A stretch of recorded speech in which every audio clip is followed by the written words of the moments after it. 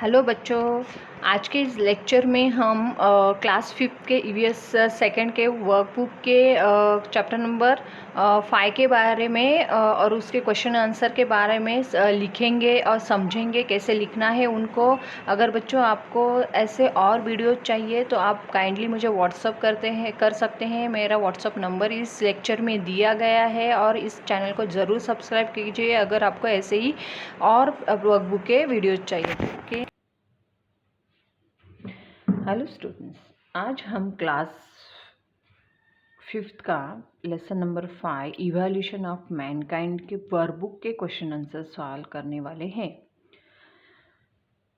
तो आपको लेसन जो 5 दिया गया है इवोल्यूशन ऑफ मैनकाइंड, उसके एक्सरसाइज क्वेश्चंस यहाँ पे दिए गए हैं आपको लाइक दिस। तो हमें अभी इसको सॉल्व करने हैं, ये क्वेश्चन आंसर कंप्लीट करने हैं। ओके, सो अभी आपको ये वर्कबुक दिया गया है, नवजीवन का वर्कबुक है।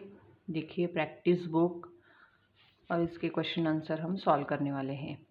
सो क्वेश्चन नंबर 1 दिया गया है, फिल इन द ब्लैंक्स। तो फिल इन द ब्लैंक्स में फर्स्ट है, homo is an Latin word which means man. Homo means home का होमो, ये जो वर्ड है इसको लैटिन में, और इसका मीनिंग क्या होता है, man. The Neanderthals primarily live in caves. जो नेदरथल्स है वो प्राइमरीली कहाँ रहते थे, केव्स में। C, the primitive man evolve from apes. जो primitive man evolve from apes, ये इसका जो प्रिमिटिव, ये इसका आंसर है। D, genetic is a science that studies heredity. Genetic ये जो है एक साइंस है और वो किसका स्टडी करता है, तो हेरिडिटी का। ई दिया गया, the change lifestyle and diet affected the appearance of humans. Humans के अपीयरेंस को कौन अफेक्ट करता है, lifestyle and diet. Then next question number 2, answer each questions in one sentence.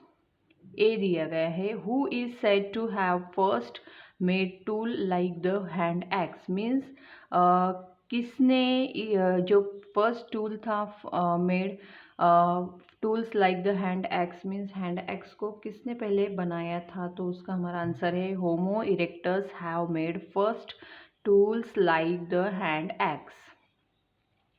Question number B है, what is heredity. तो उसका answer है, the appearance and the health characteristic of human being indicates the similarity to their ancestors, this is known as heredity. जो उनके एसेंटर्स से similar होते हैं and उनको जो भी सिमिलैरिटीज उनके अंदर होती है, तो हम इसे हेरिडिटी कहेंगे। देन क्वेश्चन नंबर सी है, to whom is Homo sapiens name given. उसका आंसर है, the human species that was more intelligent than any of the earlier species was name Homo sapiens. तो होमो सेपियंस क्या थी, उसके पहले की जो भी स्पेसीज थी उससे ये ज़्यादा इंटेलिजेंट थे, इसलिए उनको जो नाम दिया गया वो होमो सेपियंस दिया गया।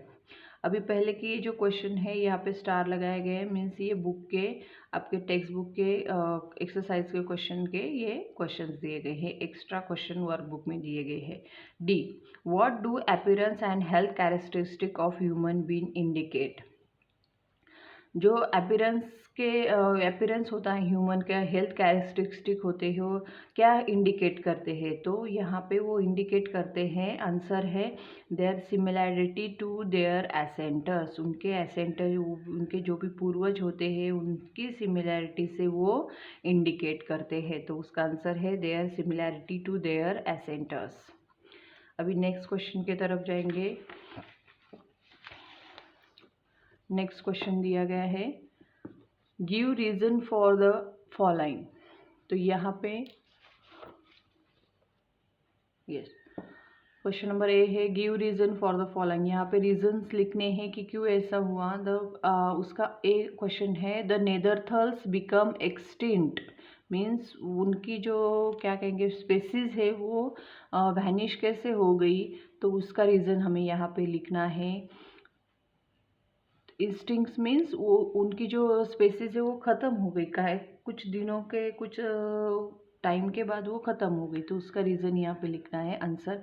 The Neanderthals and the homo sapiens, it is believed that due to reason like their conflict with Homo sapiens and inability to adopt to environmental changes, the Neanderthals become extinct। Means उनके वो जो Neanderthals थे उनके बीच में ही कुछ conflicts था, means उनके बीच भी कुछ ऐसे कॉन्फ्लिक्ट्स होने के वजह से उनके अंदर क्या कहते हैं हम उसे एकता का भाव नहीं था। और दूसरी बात कि वो जो एनवायरनमेंट था उसके लिए वो इन्वायरमेंट को अडाप्ट करने के लिए वो इन्वायरमेंट में वो खुद को ढालने के लिए उनकी पेसेस उतनी एबल नहीं थी, इसलिए वो क्या हो गए बाद में वो चेंजेस उनके अंदर नहीं आए, सो इसलिए नेदरथल्स क्या हुए, एक्सटिंक्ट हो गए।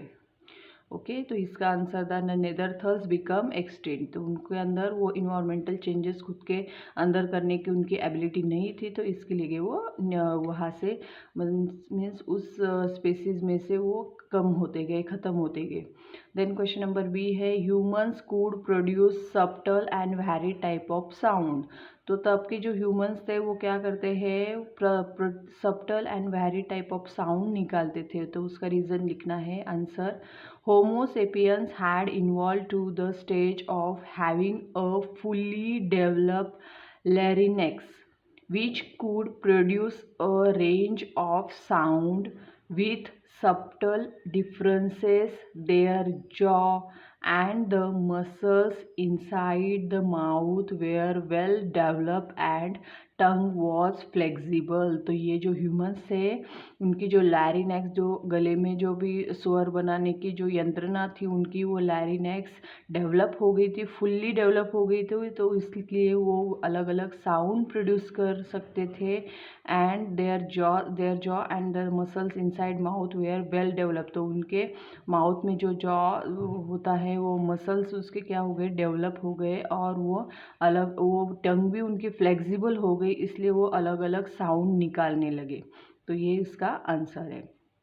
क्वेश्चन नंबर सी है homo erectus could survive in extremely cold climate. Homo erectus जो स्पेसीज थी वो सर्वाइव कैसे करती थी, जो कोल्ड क्लाइमेट है उसमें सर्वाइव कैसे करती थी, उसका रीज़न लिखना है answer. Homo erectus had learned the technique of fetching the burning branches of trees to use that fire. The time climate was extremely cold. Homo erectus could survive in that extremely cold climate because he learned to use fire. तो यहाँ पे fire को कैसे जलाते हैं ये इन species को पता चल गया था, उनकी वो टेक्निक डेवलप हो गई थी, इसलिए वो उस एक्सट्रीमली कोल्ड क्लाइमेट में वो खुद को सर्वाइव कर सके। Then question number 4 write short notes on a the skill human. इसका मीनिंग यहाँ पे लिखना है the species of humans who could use their hands skillfully is known as the skilled human. Then B Homo habilis. In Latin Homo means man and the habilis means the one who use his hands skillfully. So Homo habilis could stand on 2 feet and walk. His spine was slightly bent and not quite erect. His brain was bigger than that of the apes, and although his face and limbs were somewhat similar to their, तो यहाँ पे उसका meanings लिखना है होमो सेबिलियस के spaces के बारे में। Then C homo erectus. Homo erectus marks an important stage in human evolution. Erectus means the one who stand erect.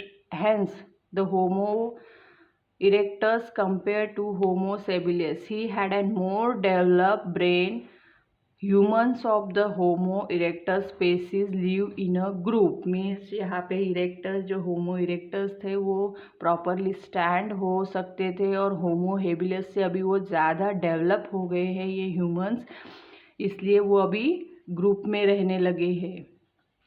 उनका ब्रेन भी ज़्यादा डेवलप हो गया, और वो ह्यूमंस क्या है, ये जो होमो इरेक्टस है इनकी जो स्पेसीज है वो ग्रुप में रहने लगी, राइट। ठीक, देन डी, होमो सेपियंस। तो होमो सेपियंस के बारे में शॉर्ट नोट लिखनी है। The human species that was more intelligent than any of the earlier species was named Homo sapiens. In Europe, Homo sapiens is also known as Cro-Magnon man. Means ये जो Homo sapiens की जो भी species थी वो अभी ज़्यादा develop, ज़्यादा इंटेलिजेंट है पहले के स्पेसीज से। तो अभी क्या है, ये स्पेसीज ज़्यादा इंटेलिजेंट है, और ये जो स्पेसीज है वो कहाँ पे पाई जाती है, तो यूरोप साइड में ये होमो सेपियंस की जो भी स्पेसीज थी वो पाई जाती थी, और उनको क्या कहा जाता था, क्रो मैग्नन मैन। ओके, तो ये थी आपकी होमो सेपियंस के बारे में इंफॉर्मेशन जो हमने यहाँ पे शॉर्ट नोट कंप्लीट की है। तो यहाँ पे शॉर्ट नोट हमारे कंप्लीट हुए हैं। उसके बाद क्वेश्चन नंबर 5 है जो आपके टेक्स्ट बुक में भी दिया गया है। Read the clues given below and find the words hidden in the box. तो आपको वह जो वर्ड्स है यहाँ पे पीछे दिए गए उसके वर्ड्स को, ये जो वर्ड्स आंसर्स है इसको आपको यहाँ पे ढूंढने हैं, राइट। यहाँ पे आपको बनाने, अगर जैसे होमो कहे तो होमो को आपको ऐसा बनाना है जिससे कि ये वर्ड फॉर्म हो, HOMO, होमो। तो ऐसे ही वहाँ पे जो आंसर्स है उसके आपको ढूंढने हैं। तो यहाँ पे वो जो क्वेश्चन है देखिए उसके आंसर्स हमने यहाँ पे बनाए हैं। ह्यूमन्स हु स्टूड अपराइट, जो ह्यूमन थे वो स्टेट मीन्स खड़े हो सकते थे प्रॉपरली, तो उसे कहेंगे homo erectus. Then a sound that Neanderthal could make, Neanderthal जो साउंड निकालते थे उसको क्या कहते थे, grunt. Humans who use their hand, वो जो ह्यूमन्स है जो अपने हाथ को यूज करते थे उन्हें कहेंगे Homo habilis. Homo sapiens, sapiens begin to grow this is in field, तो वो क्या ग्रो करते थे, तो ग्रेन्स ग्रो करते थे, grains. Species of tone use to make tools, किसकी पीसेस, स्टोन की जो स्पीसेस है उसे क्या करते थे, उससे स्टूल्स बनाते थे, तो उसे कहेंगे flakes. It kept Homo erectus warm although they could not make it, इसका आंसर आएगा fire. A country in which remains of Homo habilis were found, तो वो कहाँ पे फाउंड हुई, ये जो है होमोसेबिलियंस जिस स्पेसीज थी वो केनिया में फाउंड हुई। A way of preparing food that Neanderthals use, तो फूड को प्रिपेयर करने के लिए वो क्या यूज़ करते थे, तो रोस्ट करते थे उसे, roast. Then a tool made by Homo erectus, Homo erectus ने जो भी स्टूल्स बनाए हैं वो थे hand axe. Homo sapiens could do this to make picture, तो पिक्चर बनाने के लिए ड्रॉ करते थे। Humans could use their hands because they learn to stand on two of these, तो क्या करते थे, स्टैंड करने के लिए किसका यूज करते थे, उनके फीट का। The feet is a answer. The country in which remains of Neanderthals were first found, जो नेदरथल्स थे वो कौन सी कंट्री में फर्स्ट टाइम फाउंड हुए, तो वो थी Germany. These were buried with them when Neanderthals died, तो उसका आंसर है हॉर्न्स। तो ये हो गए हमारे क्वेश्चन के आंसर्स।